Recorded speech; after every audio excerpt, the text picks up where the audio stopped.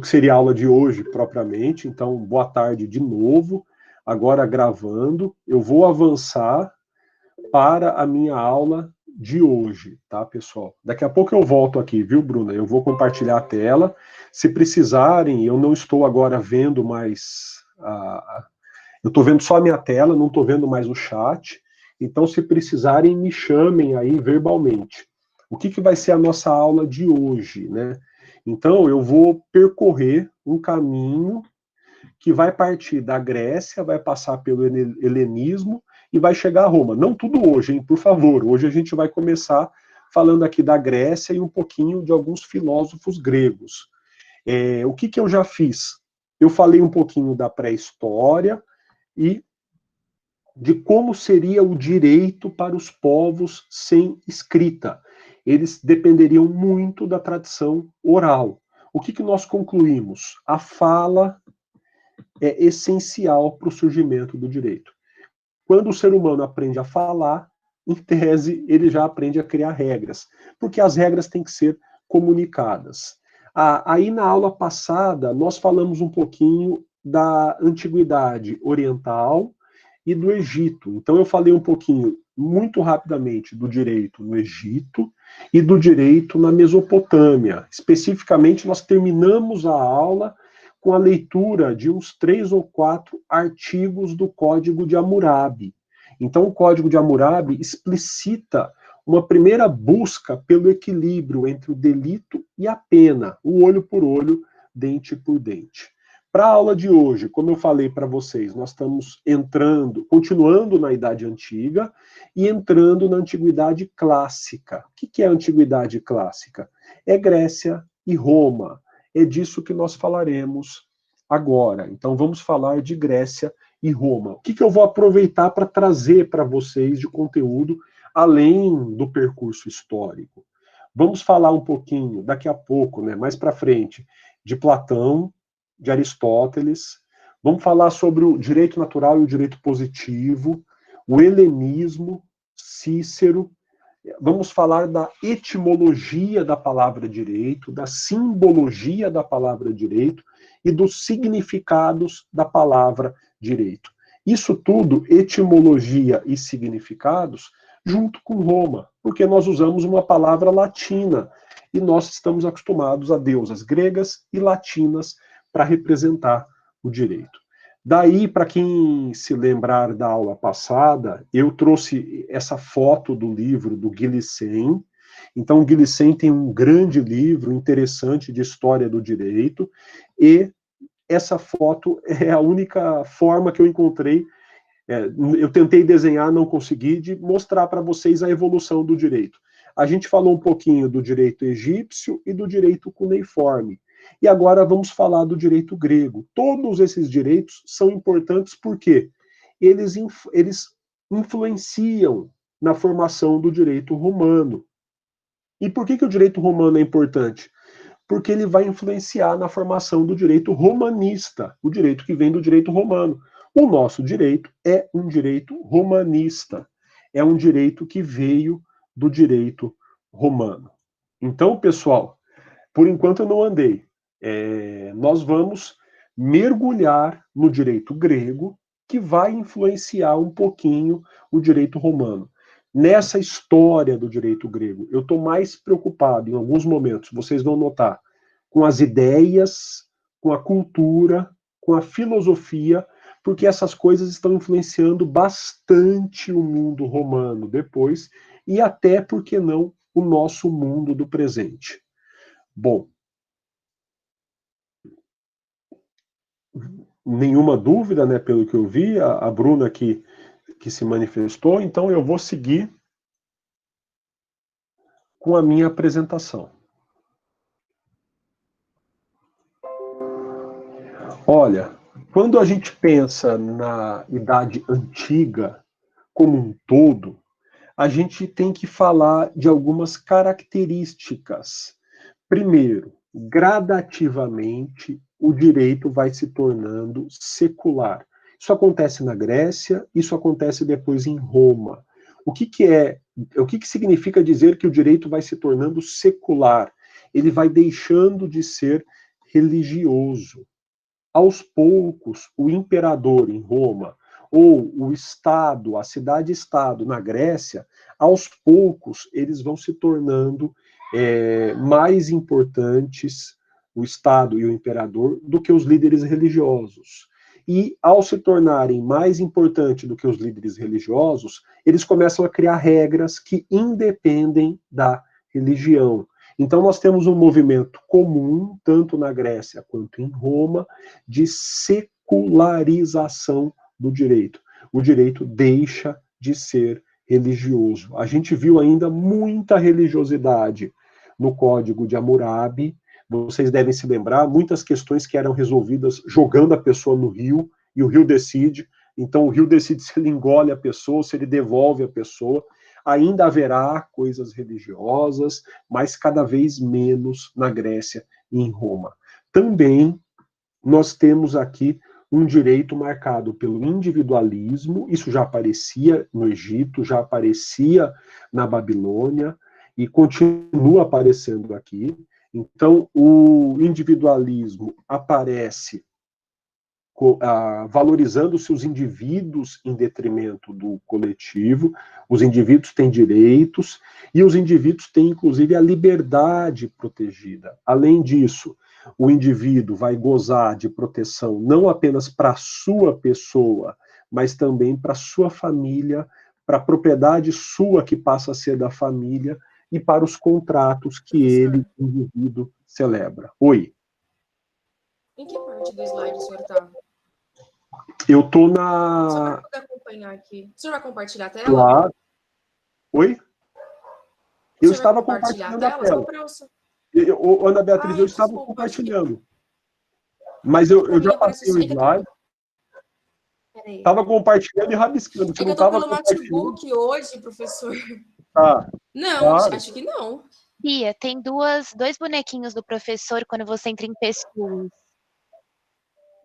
Obrigado, Bruna. Deixa eu ver que eu tô pelo notebook. Agora eu parei de compartilhar. Quando eu compartilhar, como a Bruna salientou, vão aparecer duas carinhas minhas. Isso. Uma é a tela e a outra eu que continuo. Ah, tá bom, tá bom. Aí você clica na tela. Mas estava compartilhando, né, Bruna? Obrigada, Bruna. Tá bom. Sim, professor, estava certinho. Tá bom, obrigado. Senão eu costumo fazer isso muito e gravando eu passo vergonha. Eu vou editar depois fazer os piores momentos, né, em que eu fiquei falando sem compartilhar a tela. Mas então eu vou voltar lá ao compartilhamento da tela. E o PDF novo já está lá no material, tá, Ana Beatriz? Se precisar. Eu estou acompanhando por lá, professor. Ótimo. Obrigada. Que é isso. Então, ó, pessoal, eu estou compartilhando de novo a tela. E feito esse preâmbulo, eu quero falar um pouquinho da Grécia. Então, eu falei um pouquinho de algo que serve tanto para a Grécia quanto para Roma. Olha, pessoal, eu vou falar um pouquinho da Grécia. Percebam sempre no material os links, tá? Eu não trouxe uma bibliografia para vocês seca. Eu estou fazendo sempre links, ou para textos que eu escrevi, ou para outros textos. Então, se vocês clicarem aí nesse link, vai abrir um textozinho que eu escrevi sobre esse período, tá? O que é importante pensar ou falar sobre a Grécia numa história do direito? Primeiro, não existe a Grécia. Não existe um país chamado Grécia. Não há uma coletividade. A Grécia não é marcada por uma unidade política. Existem, sim, várias cidades-estado. E cada cidade-estado é independente. Olha, Atenas é uma cidade-estado, é o Estado ateniense. O sujeito é cidadão de Atenas. Aliás, os termos, eles estão mais corretos para esse contexto, né? Se você pensar, polis, é o nome que o grego dava para a cidade. Então, a polis é a cidade. O que significa? Aliás, deixa eu voltar, porque eu fiquei paralisado que eu lembrei dessa reflexão, né? Então, as palavras estão fazendo mais sentido. A polis é a cidade. A política é cuidar da polis. A palavra está condizente com o que você faz. Eu faço política porque eu cuido da cidade. E cada cidade é um país independente, é um estado independente. Não há, portanto, o país como nós conhecemos hoje na Grécia. Na Grécia, eventualmente, uma cidade conquista a outra, mas uma cidade é a conquistadora e a outra é a conquistada. E a cidade conquistada vai ter que pagar tributos, vai ter que pagar impostos para a cidade conquistadora. Também o termo cidadania, embora não seja propriamente de matriz grega, mas representa isso. Ser cidadão significa que você pertence a uma cidade. Logo, por pertencer a uma cidade, você goza da proteção do Estado dessa cidade. Então, você tem direitos. Olha, naquele momento não há um país Grécia. A Grécia é composta por várias cidades, cada uma com características próprias. Então, cada cidade tem a sua constituição e o seu direito. Aristóteles, por exemplo, ele estuda a constituição de dezenas de cidades. Ele escreve um livro em que ele vai estudar várias constituições de cidades gregas. Em Atenas, nós vamos ver o desenvolvimento da democracia. O demo mais kratos. Demo é povo e kratos é vitória. Houve uma luta interna em Atenas e o povo venceu essa luta. O cidadão, cuidado quando a gente fala em democracia ateniense, porque o povo ateniense, o demo ateniense, é o homem livre. Há controvérsias quanto à mulher, porque a mulher ela é dependente do homem e ela não tem participação política, embora ela seja muito influente para alguns padrões, mas ela é muito segregada. De qualquer modo, o que é o povo ateniense? Alguns estimam que o povo ateniense é, no máximo, 1/3 da cidade. E o resto? Mulheres, crianças e escravos. No auge de Atenas, Atenas possuía mais de 200 mil habitantes. No auge, olha só, a proporção cai. 20 mil apenas eram homens livres que participavam da vida pública ateniense. Portanto, 10% apenas da população. De qualquer modo, os atenienses inventam um jeito novo de se governar, que é todos os cidadãos votando, deliberando, e todos iam participar das deliberações, todos podiam falar, todos podiam discursar, e as questões eram postas em votação. Olha, esse sistema de Atenas não funciona em outras cidades gregas. Havia cidades gregas com reis, com ditadores, com monarcas mais esclarecidos. Enfim, cada cidade na Grécia tem o seu sistema político, o seu sistema de gestão. De qualquer modo, a democracia ateniense é uma marca até hoje. Também é importante dizer que não havia uma ciência do direito. É muito interessante pensar na presença do direito na vida do cidadão ateniense e na vida do cidadão grego em geral. Olha, se eu pensar no exemplo da democracia ateniense, era obrigatório que todo cidadão conhecesse as regras. Não há a diferença entre o especialista em direito e o não especialista em direito.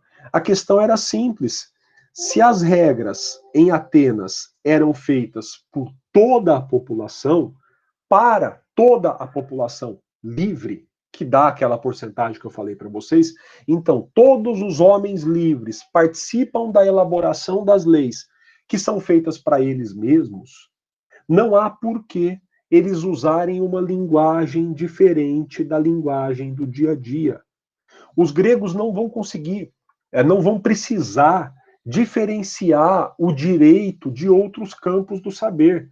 Era um processo natural você participar da vida política e terminar a participação da vida política fazendo uma lei.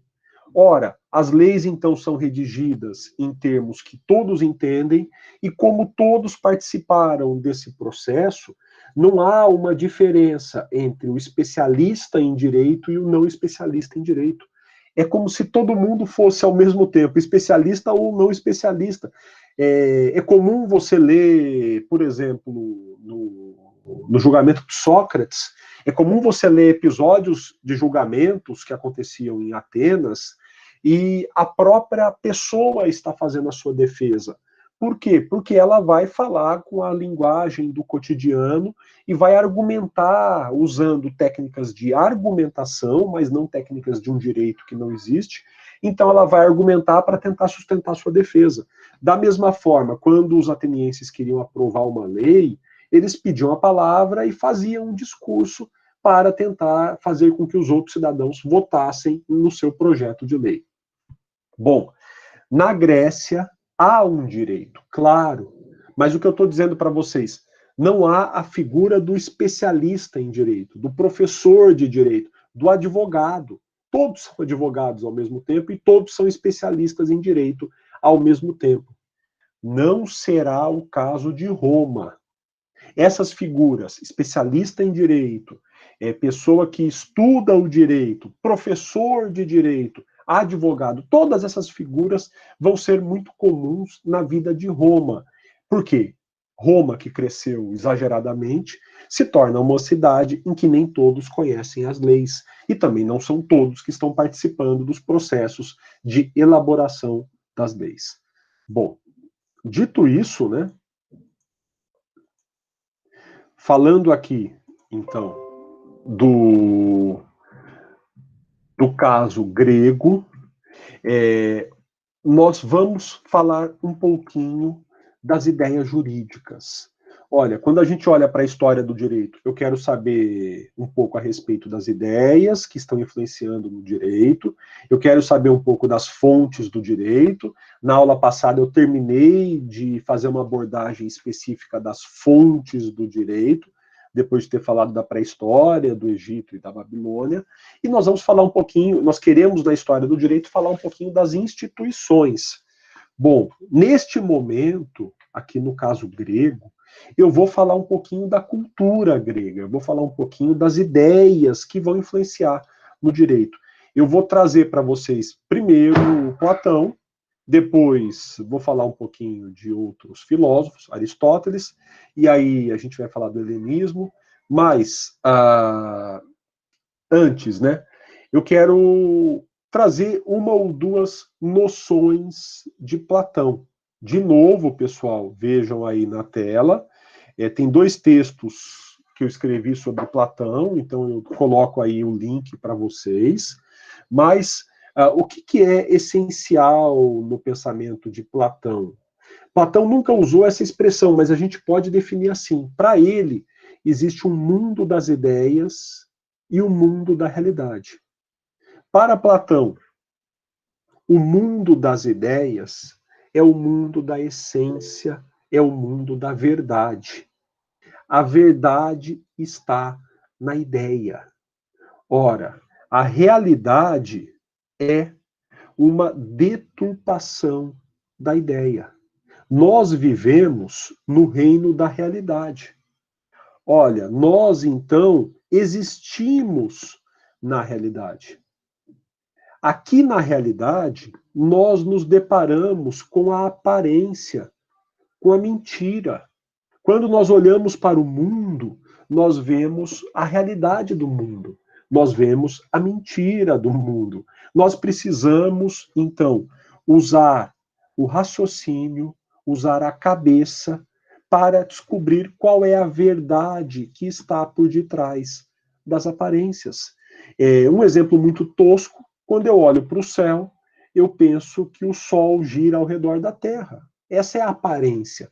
Parece que o Sol está girando ao redor da Terra. Porém, quando eu penso, quando eu saio do reino da aparência, eu vou descobrir a verdade, eu vou descobrir a essência. Qual seja, na verdade, é a Terra que está girando em torno do Sol. Segundo Platão, portanto, o ser humano precisa sair da esfera da realidade para chegar ao plano das ideias. Para Platão, o ser humano possuiria 3 almas. Aí eu não vou discutir se são almas, ou se são partes da alma, ou partes do cérebro. Não vou entrar nessa discussão. Vou chamar aqui de alma, mas entenda como partes do pensamento, partes do raciocínio. Ora, segundo Platão, existem 3 almas, eu vou usar essa expressão. a alma apetitiva, a alma emocional ou irascível e a alma racional. Pois bem, o que diz Platão? Olha, ele está considerando, então, que o ser humano vive no mundo da realidade, mas ele tem que chegar às ideias para descobrir a verdadeira essência das coisas, para descobrir a verdade das coisas. Se nós olharmos para o mundo das ideias e acreditarmos, para a realidade, e falarmos um pouquinho daquilo que vemos, nós estaremos falando das aparências, nós estaremos nos iludindo. A Camila aqui, eu ainda estou falando da Grécia, viu, Camila? Então, eu estou falando aqui de Platão, estou falando das ideias gregas, só mais tarde eu vou falar de Roma. É aí que vem o mito da caverna, viu, Alain? Eu não vou especificamente falar dele, né? Tem um diálogo do Platão que ele fala do mito da caverna, mas daí sim, você está sendo preciso. Então, falava eu de Platão. Para Platão existem 3 almas: a alma apetitiva, a alma emotiva e a alma racional. Olha só, o ser humano vive na realidade. Existem 2 almas que estão ligadas à realidade: a alma apetitiva e a emotiva. E existe uma alma que conecta o ser humano às ideias, que é justamente a alma racional. Qual é a perspectiva de Platão quando ele fala da ética, por exemplo? Então, a partir daí, a gente chega na ética de Platão. O que é você ser uma... O que é a ética? A ética é a forma como você deve se comportar para ser uma boa pessoa, para ser uma pessoa melhor. Para Platão, para que nós sejamos pessoas melhores, nós temos que nos conectar às ideias. Se nós descobrirmos a verdade, nós seremos mais inteligentes, nós entenderemos o mundo, nós poderemos tomar decisões mais sábias e, claro, seremos mais felizes. Então, Platão quer que nós saiamos, aí o mito da caverna, né? Que a gente saia da escuridão da realidade e que nós encontremos as luzes, encontremos a verdadeira razão. Olha, são 3 almas que ficam brigando dentro de nós. É extraordinária a filosofia platônica. Por quê? Nós temos essas 3 almas. Se por acaso eu for um ser humano dominado pela alma apetitiva, eu vou me entregar, eu vou fazer da minha vida uma vida dedicada a prazeres efêmeros. A alma apetitiva vai comandar os movimentos do meu corpo para que eu satisfaça os meus apetites. Que tipo de apetites? Apetites alimentares, apetites então ligados a comida e bebida. Uma pessoa que bebe muito é uma pessoa governada pela alma apetitiva. Uma pessoa que come muito é uma pessoa governada pela alma apetitiva. Ou uma pessoa que tem um apetite sexual além da conta. Ela está sendo governada pela função apetitiva. A função apetitiva é importante? Claro que é. Ela é importante porque faz com que o corpo se mantenha vivo. Graças à função apetitiva, eu vou comer e mais. A função apetitiva faz com que a espécie se perpetue. Graças à função apetitiva, eu vou me reproduzir. Então, a função apetitiva, ela mantém a unidade, ela mantém a existência física do corpo, trazendo alimentos, e ela também me fará perpetuar a espécie. Qual é o problema que coloca Platão, então? É eu ser governado por essa função. É eu viver a partir da função apetitiva. Para trazer para o mundo contemporâneo, o que seria uma pessoa governada pela função apetitiva? Eu já falei, a pessoa que come em excesso, a pessoa que bebe em excesso, a pessoa que se entrega ao prazer sexual em excesso. Mas não só isso. Para o mundo contemporâneo, a pessoa governada pela função apetitiva é aquela pessoa que se dedica ao consumo. É aquela pessoa que consome exageradamente. O consumismo excessivo seria uma materialização presente da função apetitiva. Então, segundo Platão, insisto, não é que nós não possamos ter uma alma apetitiva, nós temos que ter. Mas eu não posso ser governado pela função apetitiva. Eu não posso ter as minhas ações controladas, eu não posso tomar uma decisão, literalmente, né, se eu for falar como Platão, pensando com a barriga, né? Eu não posso, porque ele achava que a alma apetitiva se localizava na altura do umbigo.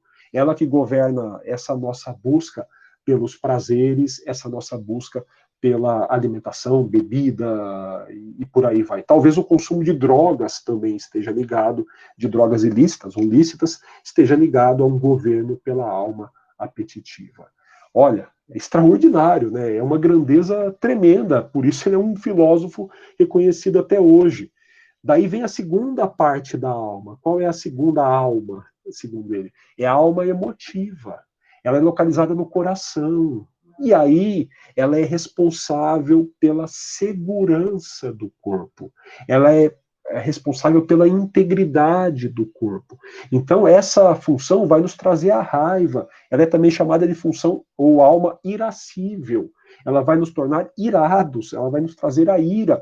Ela é importante para quê? Para a segurança do corpo. Então, ela vai me trazer a fúria, a raiva, ela vai me fazer atacar o outro, ela vai me fazer ser agressivo, ela vai me fazer ser nervoso, ser intolerante, inflexível. São coisas que eu vou, comportamentos que eu vou ter pensando na integridade do meu corpo, como se as coisas me ameaçassem. Ora, de novo, é importante a existência da alma emocional? Sim, é muito importante. É fundamental que a alma emocional atue, porque ela vai garantir a segurança do meu corpo. Se alguém me ataca, é essa alma emocional que vai me governar para que eu me defenda e eu desmobilize o atacante, aquele que está me atacando. Ou se eu eu estou andando e me coloco numa situação de risco, eu vou andar na beira do abismo, literalmente. Olha, ela vai me gerar medo, ela vai fazer com que eu recue. Ela é muito importante porque ela está defendendo a integridade do meu corpo. O problema é o exagero. O problema é eu viver tomando decisões a partir da alma emocional.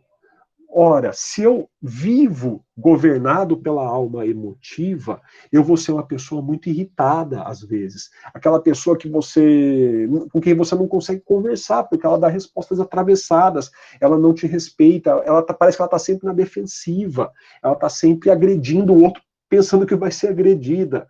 Ora, essa pessoa está sendo governada pela alma irascível, pela alma emotiva.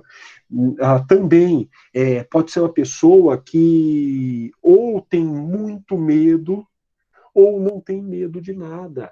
Essa pessoa pode achar que ela é muito segura, ela é muito controlada e se coloca em situações de risco.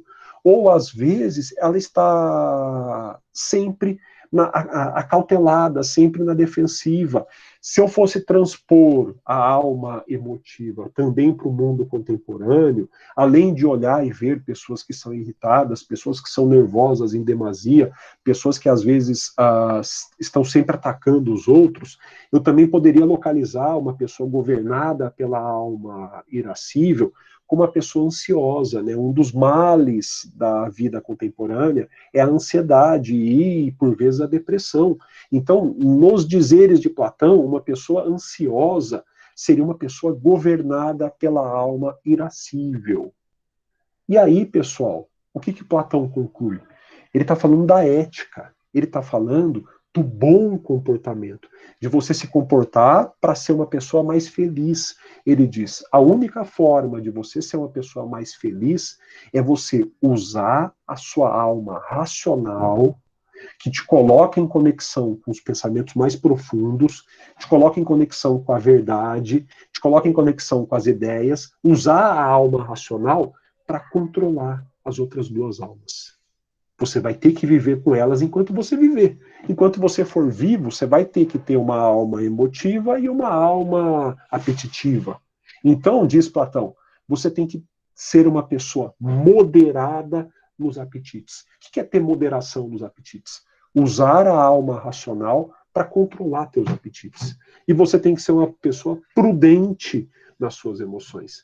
Você vai usar a alma racional para controlar as suas emoções, para torná-las prudente. O bom ser humano, o ser humano que vai encontrar a felicidade, é aquele ser humano que usa a alma racional para moderar os apetites e tornar prudente as emoções.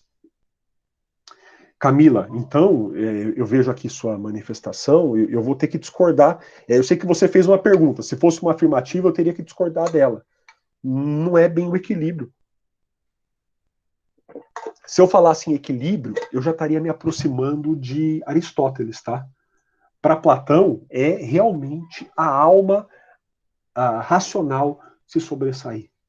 Para Platão, é a alma racional domar as outras duas, domesticar as outras duas, controlar as outras duas, entendeu? Então, eu só faria esse reparo na tua pergunta. Então, não haveria esse equilíbrio, tá? Eu responderia para você, não é bem o equilíbrio. Quando Aristóteles vai falar em moderação e prudência, ele busca o equilíbrio, tá? O Aristóteles é o filósofo do equilíbrio. Platão não.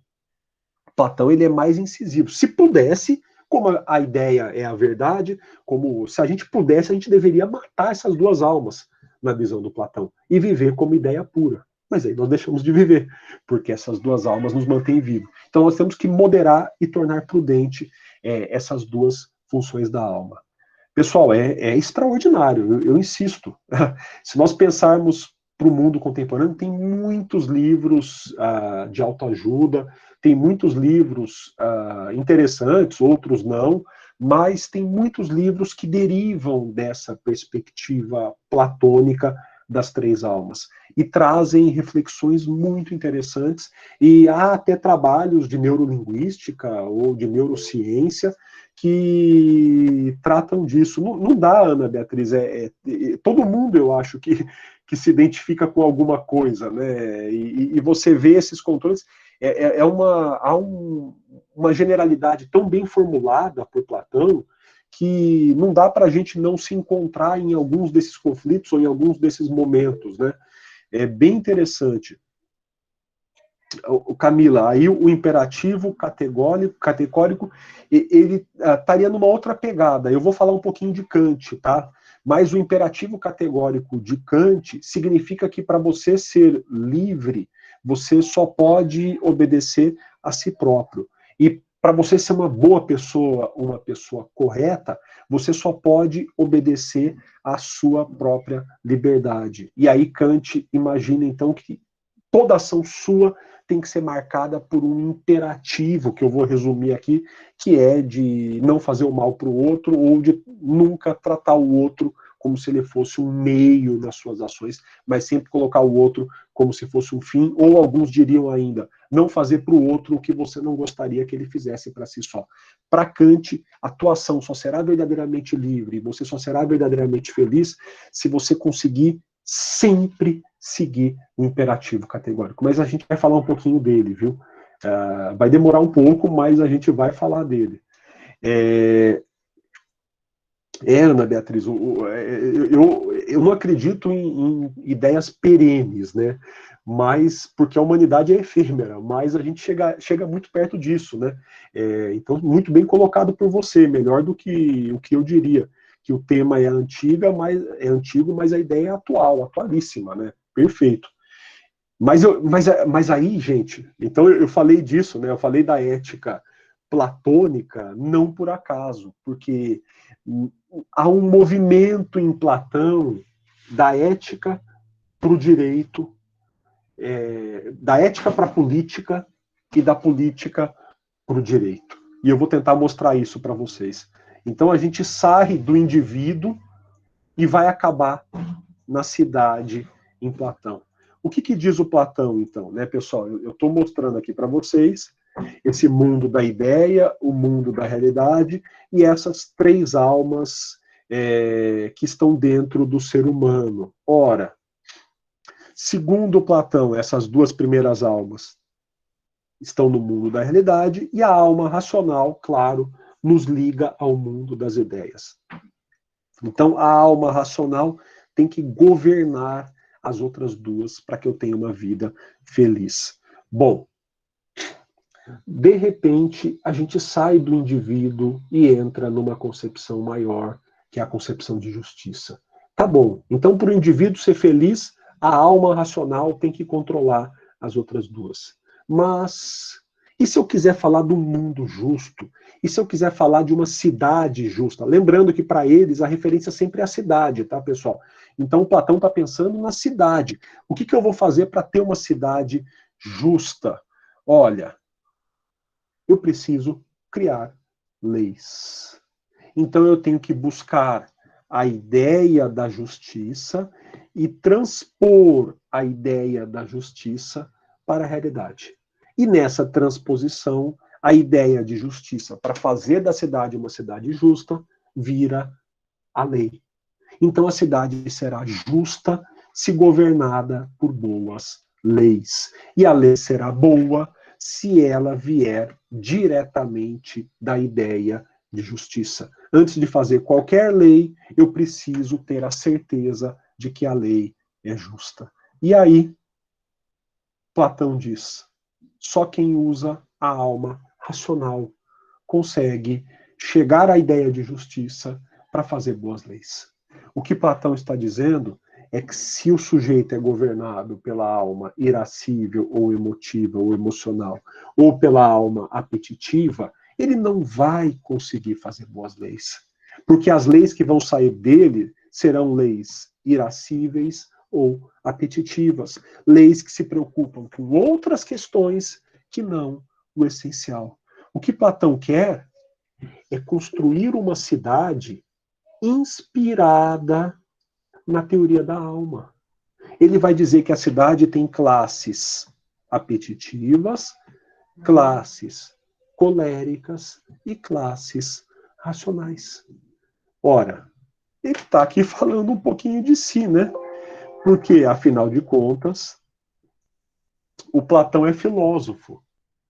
Ele diz, então, que toda cidade possui grupos de pessoas que são caracterizados pela hegemonia de uma das duas almas corpóreas. Então, os comerciantes seriam, segundo ele, movidos pela ideia de lucro, movidos pela ideia de produção, os que seriam equivalentes aos industriais hoje, ou aos fazendeiros, seriam todos movidos pela função apetitiva. Aqueles que cuidam mais da parte de segurança seriam movidos pela alma irascível. E veja que até dá para fazer alguma comparação com os dias de hoje, né?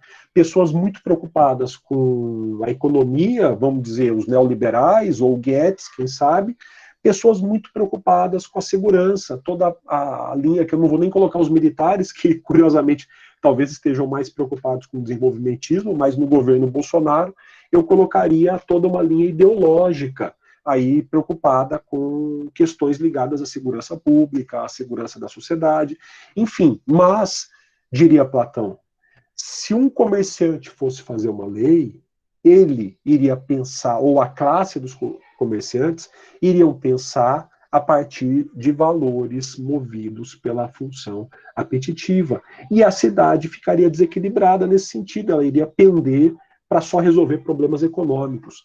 Se os militares da época fizessem as leis, eles estariam mais movidos pela ideia de segurança da cidade. E a cidade iria exagerar a dose da busca da segurança ou da disseminação da cultura do medo, enfim. E aí a cidade também não seria justa. O que diz o Platão? Ele não é democrata, é muito interessante, viu? Muito interessante, Camilo. Ele não é democrata, tá? Na República do Platão, ele expulsa até os artistas da cidade. Ele acha que não tem lugar para os artistas. É um erro grosseiro. Tudo bem, ninguém é perfeito, né? Mas o que o Platão vai dizer? A cidade tem que ser governada por uma elite. Mas que elite? A elite daqueles que são capazes de pensar, daqueles que são capazes de realmente se preocupar com os valores superiores da justiça. Isso é mais profundo ainda, tá, pessoal? Eu estou fazendo um recorte para vocês, mas é uma brutal profundidade do ponto de vista da política. Por quê? Qual que é o problema do grego nesse momento? Olha, quem faz a lei para definir os padrões éticos da cidade. O grego acreditava que ser ético significava seguir a lei. E aí o casamento perfeito da teoria do Platão. Então, se para que eu haja individualmente e seja ético, eu tenho que ser movido pela alma racional, para que eu possa, dentro de uma cidade, agir de acordo com a alma racional, eu tenho que seguir uma lei que seja racional. Por quê? Se eu seguir uma lei que não é racional, eu estou sendo irracional e eu nunca vou ser feliz na minha vida privada. Então, alguns falam que é a completude. Eu vou voltar a esse tema depois. É uma completude. Você nunca vai ser feliz pessoalmente se você não estiver numa cidade que foi organizada para permitir que você seja feliz.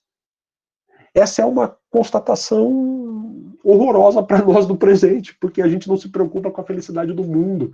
A gente às vezes acha que pode ser feliz sozinho, e não dá no ponto de vista dessa completude grega. Então, para que eu seja plenamente feliz, eu tenho que ser governado pela minha alma racional, mas não só nas minhas ações privadas. Eu tenho que ser governado pela minha alma racional nas minhas ações públicas. E quando eu ajo em público, eu tenho que agir conforme a lei.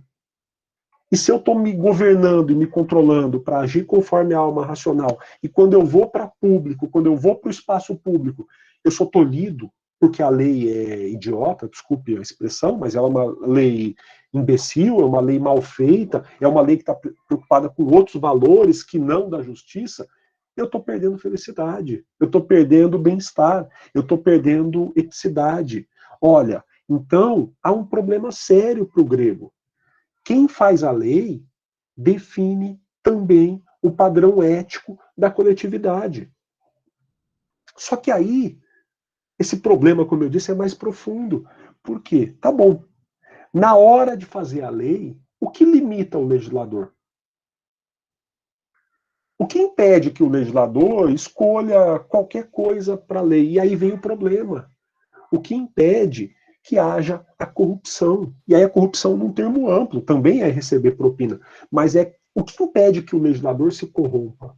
O que impede que o legislador, ao invés de buscar o valor da justiça para fazer a lei, ele busque um valor apetitivo ou um valor irascível? Nada impede. No momento de fazer a lei, seja a sociedade inteira, seja um pequeno grupo, seja um rei, no momento de fazer a lei, o político, na visão do grego, é plenamente livre. E ele pode definir qualquer padrão de lei. Olha a origem da sensação que o político tem até hoje. Por quê? Nessa perspectiva grega, olha, pessoal, eu estou mergulhando, hein? Eu nem trouxe lá para a apresentação, eu estou mergulhando aqui no mais profundo da reflexão. Nessa perspectiva grega, então, aquele que faz a lei está acima da lei. E se ele está acima da lei, ele está acima da ética. A ética não se aplica ao legislador. A ética só se aplica a quem está seguindo a lei, depois que a lei foi feita. E essa é a preocupação dos gregos, essa é a preocupação do Platão. Pô, mas então, quando o legislador vai fazer a lei, se não tem nenhum padrão limitando, se ele pode fazer qualquer coisa, quer dizer, ele é sempre o poder constituinte originário. Se ele é sempre o poder constituinte originário, como impedir que o legislador não se corrompa? A resposta de Platão é: ele tem que ser um filósofo. Porque se ele for um filósofo de verdade, ele está em conexão com o mundo das ideias. E ele está fazendo leis que sigam os padrões e os parâmetros da justiça. É extraordinário. Diga. Professor, ouvindo isso, dá para ter uma noção e dá para entender o nosso modelo, né, do poder legislativo, né? Ana Beatriz, Aqui no me Brasil, desculpe atualmente. a indelicadeza de interrompê-la, mas é muito bem colocado o que você está falando, e sobretudo dá para entender por que no fundo, todo político acha que está acima do bem e do mal, que é o mesmo problema. Sim, sim, sim. Eu já ouvi falar uma vez que nos Estados Unidos, geralmente quem faz, por exemplo, a Constituição, Código Civil, Código Penal, são juristas. E os senadores e os deputados apenas aprovam. Então, assim, são pessoas que entendem de leis, que são estudadas para isso, né? E que não serão parciais na hora de criar uma lei ou outra. Aqui no Brasil, eu estava conversando sobre isso semana passada, os próprios deputados, senadores, eles criam, eles aprovam ou eles reprovam. Então, é muito difícil você combater a questão da corrupção e de fazer com que eles não se sintam acima da lei. Né? Dá para ver que isso já é uma preocupação muito antiga e é uma coisa que já acontecia há muito tempo. Sim, essa ideia que eu chamei genericamente, e eles chamavam de corrupção, né, que não é só essa corrupção de receber dinheiro, é também ela, e acho que você entendeu, né, mas é se corromper e se desviar dos bons valores, se desviar dos bons critérios, né, ela é uma preocupação que está nascendo com a política. Olha o tamanho do drama. A política está sendo inventada pelos gregos, e ao mesmo tempo eles já estão compartilhando essa preocupação de que a classe dos políticos não se corrompa, de que ela não decaia. O Platão e, sobretudo, o Aristóteles, quando Aristóteles vai fazer os modelos de governo, ele sempre fala do modelo ideal e do modelo corrompido, né? Então, eles estão sempre dialogando com essa perspectiva da corrupção. E aqui, né, indo na sua reflexão, Ana Beatriz, no sentido do que você trouxe, a situação seria muito bem resolvida se os deputados, se os senadores se assessorassem bem, né? Eles têm e para isso serve a verba do gabinete. Então, quem que eles deveriam ter como assessores? Cientistas sociais de renome, filósofos de renome, juristas de renome. Ora, se eles tivessem um bom corpo de assessores, e alguns têm, eu não estou negando isso, mas se todos tivessem, talvez o problema se resolvesse, né? Talvez as leis passassem, como você salientou, a ser feitas por essas pessoas de fato, e os deputados estariam apenas votando e discutindo, né? Ou então, talvez a gente possa pensar num outro modelo de política que não venha dessa separação, mas a gente teria que fazer uma outra discussão, numa outra abordagem. O nosso modelo vem de lá, né? E, no entanto, o que a gente vê quando nós olhamos os assessores, a gente vê muito mais deputados, vereadores e senadores preocupados com as rachadinhas do que em ter um bom corpo de assessores, né? Preocupado em colocar qualquer pessoa lá para pegar metade do salário dessa pessoa, ou um pouco menos, mas e menos preocupados, então, com os padrões da lei, né? Então, mas, Francisca, não teria nenhum problema, não tem problema em você ter deputados que tenham assessores evangélicos, e você ter deputados que tenham assessores católicos ou de outra natureza, né? Desde que todos agreguem e tragam uma reflexão interessante e que possa respeitar a diferença. O problema aí, às vezes, é outro, né? O problema é que você tem uma imunidade para os templos, e os templos deixam de pagar alguns impostos, e agora estão em vias de serem perdoados em outros, que eles deveriam pagar outros tributos, mas você tem uma imunidade para os templos, e os templos viram palanques eleitorais. Isso é um problema sério. E depois a culpa é do professor, né? Somos nós, professores, que sequer temos bancada na casa, que ficamos com um discurso ideológico na sala. E desculpem, eu não estou com nenhum discurso ideológico, eu sempre respeito o seu pensamento, mas a culpa é da minha classe, né? Da classe dos professores. Somos nós que ficamos com o discurso ideológico. Nós não temos bancada, né? E aí é o lado ruim da coisa, né? Às vezes o assessor está muito mais ligado à bancada, e aí concordando com você pelo outro lado, né, Francisca, embora admita que tenha que haver as representatividades, mas o assessor está muito mais ligado a uma bancada de uma igreja evangélica, e existem N igrejas, boas, ruins, assim como tudo na vida, mas ele está ligado a uma igreja evangélica que simplesmente se beneficia da imunidade constitucional, não paga tributos, enriquece alguns, e além de tudo, ainda forma uma bancada parlamentar, né? O que não deveria estar acontecendo, mas eu insisto, eu gostaria de ver a bancada dos professores, não apenas dos professores de esquerda, mas de todos os professores. Não há bancada nem de professores de esquerda e nem de qualquer outro professor, né? E o problema é, em suma, o excesso de ideologia em sala de aula, né? Isso aí nunca fez a cabeça de ninguém. Infelizmente, nós professores somos fracos nesse sentido. É esse o problema, Camila, é que todo mundo quer impor a sua visão de mundo e não tem a tolerância. E nisso, como eu salientei, nem o Platão escapava, porque ainda que ele coloque o filósofo para governar, ele assume algumas posturas intolerantes que estão condizentes com a época dele, né? Francisca, se usa muito o nome de Deus como trampolim político e também como trampolim econômico, né? Infelizmente. Não, Ana Beatriz, praticamente não, né? Alguns deputados, muitos deputados talvez, alguns deputados não têm a menor ideia do que é a essência do cargo que eles ocupam, né? E de por que estão lá. Você tem toda a razão. Olha, Camila, seria interessante. Nós tivemos o Fernando Henrique Cardoso, né? Um baita professor, um baita intelectual. E só que na história recente, o maior presidente de todos foi o Lula. E não é porque eu gosto do Lula. Eu deixei de gostar do Lula quando ele tomou posse. Eu já vi tudo o que ia acontecer. E eu posso falar isso rindo, porque pessoas que não viam o que estava acontecendo, nem esse momento tosco da nossa história, autoritário, estavam lá apoiando o Lula. Eu, no primeiro momento, já vi tudo que ia se desenhar na história, desde 2002. Eu vi o que aconteceu, eu falei, não dá. O caminho que nós estamos seguindo vai levar a um problema muito mais sério no futuro. Claro que nós tivemos prosperidade, né? Então, e aí vem o ponto, o maior presidente da nossa história recente, o maior estadista que foi respeitado mundialmente, aquele para quem o Barack Obama, o primeiro presidente negro dos Estados Unidos, tirou o chapéu, literalmente, foi o Lula, que não era professor, não era filósofo, não era nada. E nós tivemos um Fernando Henrique, que foi um presidente interessante também na história, que era um brutal intelectual, né, um grande crítico, né, então foi um presidente interessante. O Michel Temer é professor também, né, então, Camila, e aí contrariando até a minha própria perspectiva, né, não temos uma bancada de professores, mas nós temos o Michel Temer, é professor, autor de livros de direito constitucional, foi presidente também, né? E aí o Bolsonaro está mais do lado do Lula, né? Está conquistando o apoio do povo, pode vir a se tornar um grande estadista, ele tem que aprender um pouco ainda as funções do cargo, né?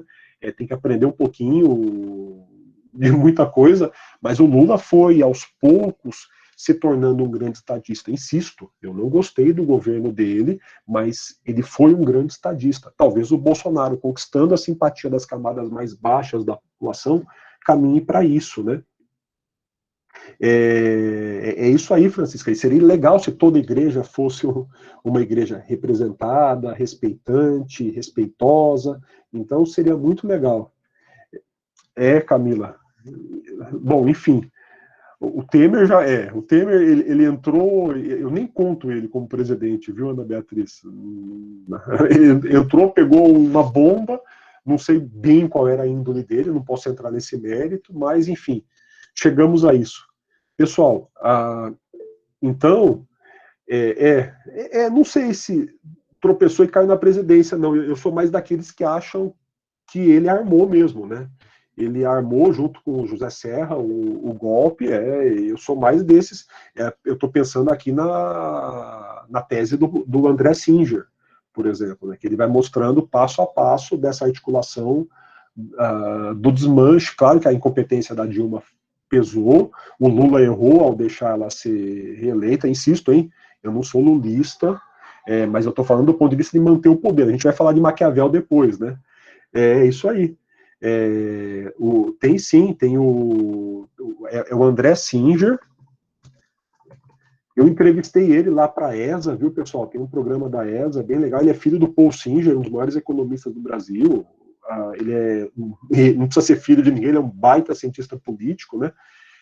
Então veja aí, o André Singer tem a série de livros dele sobre o lulismo, tá? Então ele fala do lulismo, a formação do lulismo e a crise do lulismo depois. São 2 livros interessantíssimos, tá bom? Mas enfim, pessoal, eu acabei me desviando um pouquinho aqui do rumo, né? Eu não quero avançar mais muito não, porque eu vou entrar no Aristóteles na sequência, e aí a gente volta na próxima aula para falar do Aristóteles. É que não dá, assim, eu gosto muito do pensamento platônico e ainda que ele mereça críticas pelo momento em que foi feito, é óbvio, ainda que haja críticas em outro sentido também, dessa ideia, da ideia de ideia, né? Muitos colocam que ele está fazendo uma divisão entre os seres humanos, homens que pensam e homens que não pensam. Isso merece muita crítica, tá, pessoal? Mas quando você joga para dentro de si, quando você olha para dentro de si e usa alguns recursos da filosofia platônica, eles te fazem ter uma vida melhor, inegavelmente, né? Bom, pessoal, alguma dúvida mais? Algum ponto que queiram trazer? Eu já deixei lá para vocês, obrigado, Alan, eu já deixei lá para vocês o material, então, deem uma olhada no material, já deem uma olhada na atividade, eventualmente tentem salvar a atividade em PDF, alguma coisa assim, e eu volto da próxima aula, seguindo aí, Camila, nesse curso. Então, vocês estão percebendo que eu estou falando hoje, fundamentalmente, de 3 coisas, né? Um pouco de história, um pouco de ciência política e um pouco de filosofia. E é esse o rumo do nosso curso. Talvez não tenha entrado muito de economia na aula de hoje, muito pouco, mas também vão entrar conteúdos de economia, e sociologia está aí, né? Também está permeando a aula. Muito obrigado, então, pessoal. Vou daqui a pouquinho, estou interrompendo a gravação.